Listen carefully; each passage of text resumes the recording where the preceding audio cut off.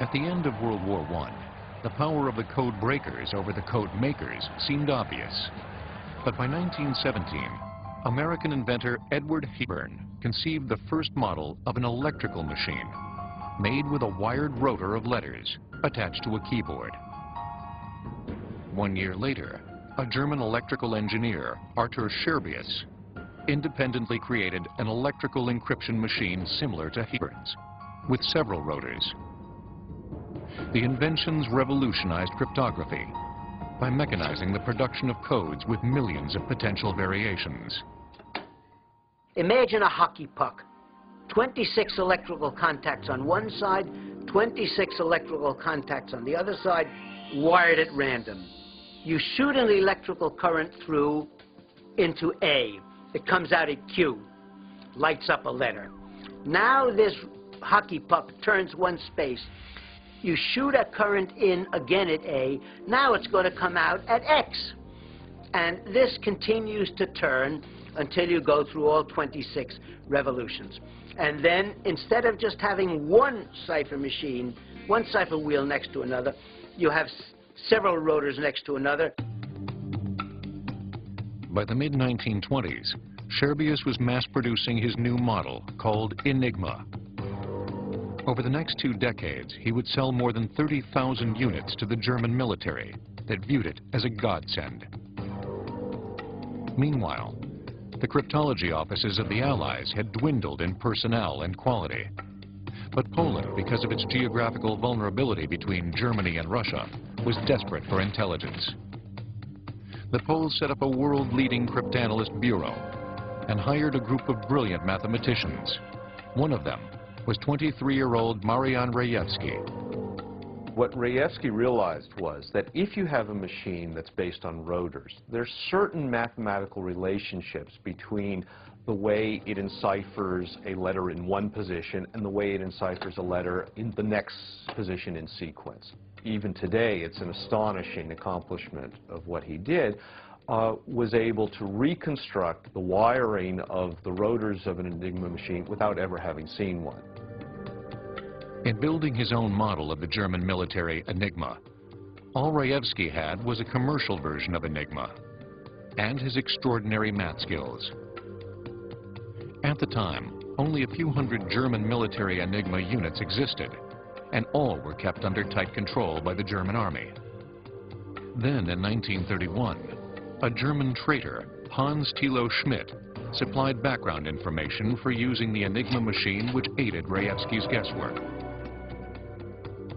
The one piece of the puzzle he did not have was knowing how the keyboard of the Enigma machine was wired up to the first rotor. Maybe he had a good sense of the lack of imagination of the Germans, but he thought, well, maybe they wired A to A and B to B and C to C, and sure enough, that was it. He tried that, and he said these solutions started coming out as if by magic, almost, on this paper in front of him.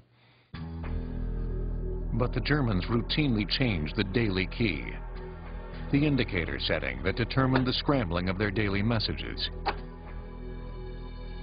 The daily key was distributed in a monthly codebook to both sender and receiver to code and decode messages.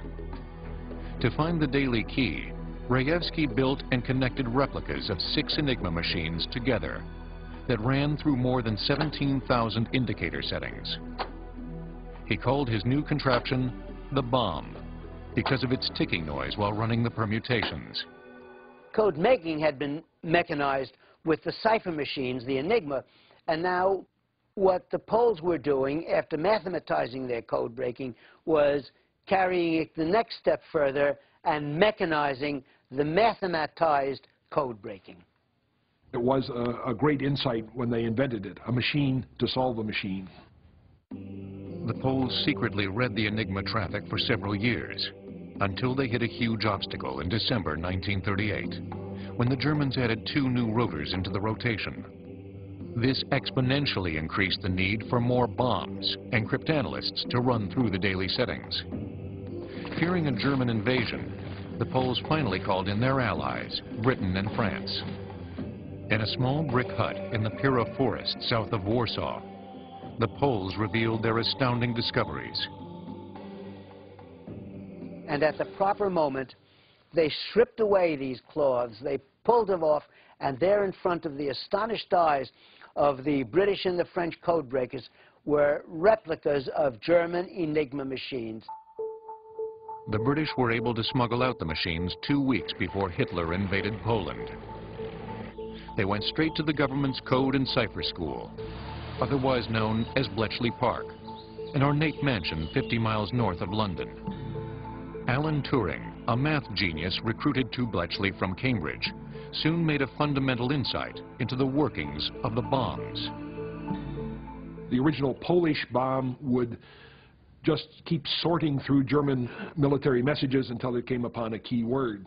Alan Turing realized that there were so many possibilities in the German Enigma machine that they couldn't run through them all, and he had a different approach, and he devised a machine which would eliminate most of the possibilities, leaving relatively few to be tested. Each of Turing's bombs had 180 rotors that clicked round letter by letter, 20 every second, until they hit the correct one. By this time, Bletchley was filled with hundreds of codebreakers who were divided into huts and labored in shifts to solve the flood of incoming messages. True meritocracy and rank didn't matter a hoot. And if the guy was good, regardless of what rank, he was given a free hand. It requires a certain almost contradictory combination of talents. On the one hand, this ability to deal with detail, but at the same time, this ability to achieve this almost sort of illogical leaps of insight and intuition. It almost is that you wanted, you know, Beethoven with the soul of an accountant. Soon Britain was deciphering large numbers of the German Enigma communications. In 1943, a British engineer, Tommy Flowers, created Colossus, a mechanism that moved code breaking from electromechanical to purely electronic, which worked much faster. It read Germany's most complex coding system, the 12-rotor Lorenz machine, used by Germany's top commanders, including Hitler. Colossus was a proto-computer, capable of reading paper tape at 5,000 characters a second. The Allied breaking of the German codes played a key role in such victories as the Battle of the Atlantic, the war in North Africa, and D-Day. Allied code breaking shortened the war, saved millions of lives, and highlighted the power of brains over bullets. It also launched the computer age. But there was another coding system used by the Japanese in World War II that the Americans were just as determined to crack.